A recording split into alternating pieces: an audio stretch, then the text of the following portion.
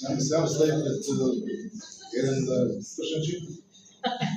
Значи, слава му на Господа Исуса Христа, нашиот Бог и спас. Му благодарам на Бога за сите вас што сте тука денес. Значи, не сме тука случајно. Никој од нас не е овде случајно, сите сме одбрани. Многу се повикани. Многу. А малко сме. Моето име Тадеуш ме спомнуваат често овде во црква, пошто ретко доаѓам, живеам доле во Миравци веќе подолго време, конечно иселен официјално, со лична карта евангелиска. Колку многу работи имам. Името Тадеуш доаѓа од Библијата, Тедијас, еден од апостолите Христови, иначе на еврејски значи човек од срце. И точно, ако нешто во животот ми е осетливо, тоа е моето срце и мојот стомак. Тоа се тие две работи кои ми се слабост. Така за стомакот имам лек, за срцето само Христос. Друг лек нема. Слава му на Бога, тука сум од 92 година. Значи, јас сум еден од постарите христијани во Македонија.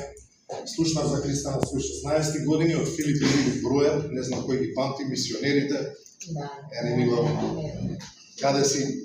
Светле е тука. Може ли да наде? Сите, така. Значи, многу луѓе бевме допрени од Христа преку Филип Илиев Бројер. Господе, фала ти за нив. Молете се за нив. Филип Бројер сега е асистент пастор во една филипинска црква, има добра служба. Стана бебиситер на свој 80 години. Што да прави? Зашто да функционира питам? Да, е сведоштво, зашто имаме проповеда. Кој ќе проповеда? Ке ти укарам проповеда? Да, е сведоштво.